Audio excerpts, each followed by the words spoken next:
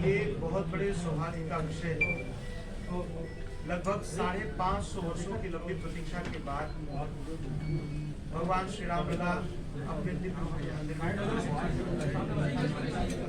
ये कोई सामान्य कालखंड नहीं होता है। ना जाने कितनी पीढ़ियां इस आशा, इस विश्वास को, इस प्रतीक्षा को लेकर चली गई कि कब हम अपने आराध्य को दिव्य भव्य मंदिर में देखेंगे। वह सौभाग्य वर्तमान की पीढ़ी को मिल रहा है। माननीय सर्वोच्च न्यायालय के द्वारा दिए गए निर्णय के आधार पर भगवान श्री राम लला का दिव्य भव्य मंदिर बनकर तैयार हो चुका है और आज से कुछ ही दिनों बाद 22 जनवरी को भगवान श्री राम लला अपने दिव्य भव्य मंदिर में प्रवेश करने जा रहे हैं। इस प्रत्येक हिंदू समाज के लिए और भारत के लिए ये गौरव का विषय है, प्रसन्नता का विषय है, हर्ष का विषय है। एक संयोग कहें या रामलला की प्रेरणा कहें या रामलला की योजना कहें, आप सब जानते हैं राम मंदिर के इस आंदोलन में लाखों हिंदुओं ने अपनी प्राणाहुति दी। लेकिन उसी में एक विषय,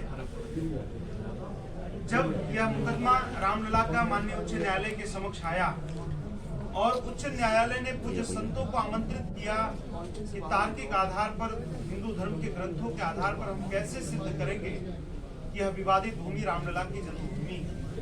और उस समय इस हिंदू समाज के गौरव सार्वभौम जगत गुरु पद्म विभूषण जगत गुरु रामानंदाचार्य पूज्यपाद स्वामी श्री रामभद्राचार्य जी महाराज, जो कि मेरे गुरुदेव, उन्होंने माननीय उच्च न्यायालय के समक्ष अनेक अकाट्य साक्ष्य दिए थे, जिसको माननीय उच्च न्यायालय ने भी स्वीकारा और अंत में सर्वोच्च न्यायालय ने भी अपने निर्णय में उसको कोर्ट किया है। ये हम सब जानते हैं, सर्वजन विदित है।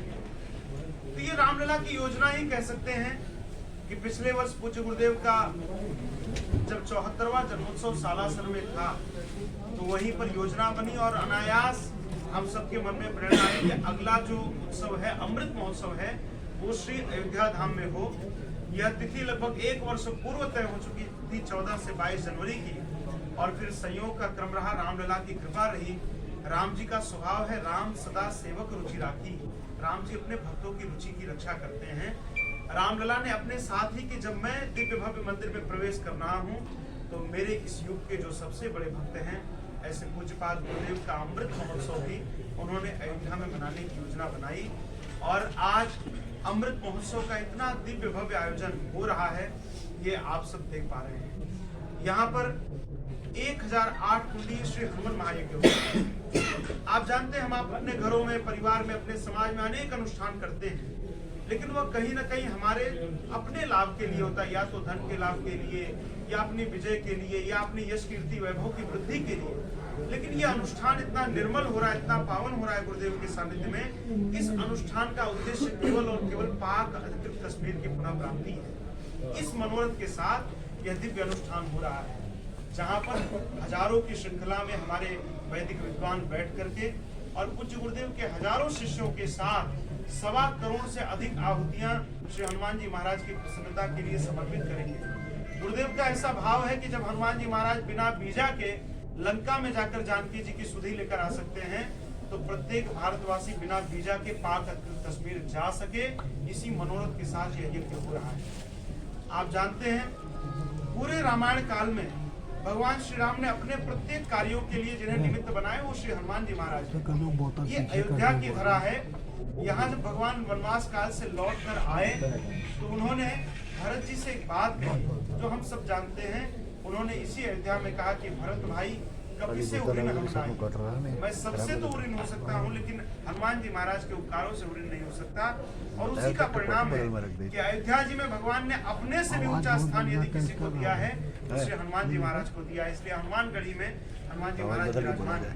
तो उन हनुमान जी महाराज के लिए अयोध्या जी में यह अनुष्ठान होना हमें लगता है कि अपने आप में बहुत ही हर्ष और बहुत ही प्रसन्नता का विषय है। ऐसी दिव्य आध्यात्मिक अलौकिक अनुभूतियां होंगी जिसकी हम कल्पना नहीं कर सकते हैं। और मेरा ऐसा विश्वास है कि जिस समय आहुतियां पड़ेंगी और उस समय का जो वातावरण होगा, अपने आप में मनुष्य की बात तो छोड़िए, वहां का पाषाण भी पुलकित हो जाएगा, मेरा ऐसा विश्वास है। उसके साथ ही यहाँ पर गुरुदेव ने 20 वर्ष पूर्व इसी अयोध्या की धरा में कहा था कि जब तक श्री राम लला का मंदिर नहीं बनता है तब तक मैं अयोध्या में श्री राम कथा नहीं करूंगा। और लगभग 7 वर्ष पूर्व जब यहाँ पर आंदोलन हुआ तब भी गुरुजी ने कहा था पूज्य महंत श्री नृत्य गोपाल दास जी महाराज को कि महाराज जी मैं आपको विश्वास दिलाता हूँ, आपकी कई पीढ़ियां चली गई जिन्होंने मंदिर का केवल सपना देखा, लेकिन मैं अपनी तपस्या के बल पर आपको विश्वास दिलाता हूँ कि हम आपको दिव्य भव्य मंदिर दिखाएंगे और उनका वचन ही सिद्ध होने जा रहा है। तो यह एक प्रकार से संकल्प पूर्ति महोत्सव भी है। आप जानते हैं पूज्य गुरुदेव श्री राम कथा के संपूर्ण जगत में एक विश्वस्त वक्ता के रूप में जाने जाते हैं। तो पूज्य गुरुदेव के मुखारविंद से श्री राम कथा भी आयोजित होगी। एक भव्य रामायण मंडपम का निर्माण हुआ है जिसमें लगभग 40,000 से अधिक श्रोता एक साथ बैठकर राम कथा का रसपान कर सकते हैं। उसके साथ ही आप जानते हैं ये पूज्य गुरुदेव के 75वें वर्ष पर ये अमृत महोत्सव मनाया जा रहा है। 75 वर्ष का कार्यकाल सामान्य नहीं होता है, बहुत लंबा कार्यकाल होता है। अभी हमने 1 वर्ष पूर्व देश का अमृत महोत्सव मनाया। गुरुदेव का जीवन बहुआयामी रहा, चाहे राजनीतिक जगत के लोग हों, चाहे आध्यात्मिक जगत के लोग हों, चाहे सांस्कृतिक जगत के लोग हों, सबसे उनके संबंध रहे हैं। इस नाते देश भर के जो उनकी विचारधारा का समर्थन करते हैं ऐसे तमाम राजनीतिक विभूतियों की उपस्थिति होने के हमें अनुमान है। उसके साथ ही देश भर से अनेक पूज्य संतगण यहाँ पर पधार रहे हैं, जैसे पूज्य स्वामी रामदेव जी महाराज, पूज्य श्री श्री रविशंकर जी महाराज, पूज्य संत श्री मुरारी बापू जी, दीदी माँ रितंभरा जी, किनका नाम ले सभी हमारे लिए अत्यंत महत्वपूर्ण है। सबकी उपस्थिति यहाँ होनी है। हमारे गुरु भाई श्री बागेश्वर सरकार की उपस्थिति भी कल अमृत महोत्सव में 14 जनवरी को होगी और फिर 20 से 22 जनवरी। इस समय के प्रसिद्ध कथावाचक श्री प्रदीप मिश्रा जी, अनिरुद्धाचार्य जी, परम पूज्य श्री राजेंद्र दास जी महाराज, पंडोखर सरकार, ऐसे तमाम विभूतियों की उपस्थिति की हमें सूचना है। सब पधार रहे हैं। यह अपने आप में अद्भुत अलौकिक उत्सव होने जा रहा है। उसके साथ ही फिल्म जगत से भी जो पूज्य गुरुदेव के विचारों को मानते हैं, सुनते हैं, ऐसे तमाम लोगों के उपस्थित होने की सूचना है, जिसमें श्री अक्षय कुमार जी, कंगना रनौत जी, श्री अमिताभ बच्चन जी, श्री रोहित शेट्टी जी और इस प्रकार के अनेक विभूतियों के यहाँ श्री आशुतोष राणा जी, अनुपम खेर जी, ऐसे सभी लोग यहाँ पर उपस्थित हो रहे हैं। इसके साथ ही प्रतिदिन के सत्र में सायंकाल और मध्याह्न में यहाँ पर अमृत संध्या का आयोजन किया जा रहा है, जिसमें देश भर के जो कला साधक हैं, जिन्होंने एक कला के पीछे अपनी पूरी जिंदगी को खपा दिया है, ऐसे तमाम लोग उपस्थित हो रहे हैं। जैसे पद्मश्री मालिनी अवस्थी जी, श्रीमती हेमा मालिनी जी, जो पहली बार अयोध्या की धरा में अपने 55 साथियों के साथ रामायण की प्रस्तुति देने वाली है। तो मुझे लगता है कि हम सब के लिए बहुत ही हर्ष के और उत्साह का विषय है। श्री कुमार विश्वास जी, मनोज मुंतसिर जी, कन्हैया मित्तल जी, पद्मश्री सुनील जोगी जी और 22 तारीख को श्री मनोज तिवारी जी, श्री दिनेश लाल यादव निरहुआ जी और रवि किशन जी, इस प्रकार तमाम विशिष्ट विभूतियां यहाँ पर उपस्थित होंगी। तो ये संयोग का विषय है कि पूज्य गुरुदेव की शिष्या श्री अपर्णा यादव जी पहली बार किसी मंच पर सांस्कृतिक प्रस्तुति भजन संध्या के रूप में देंगी। श्री अनूप जलोटा जी, ऐसे तमाम लोग पधार रहे हैं।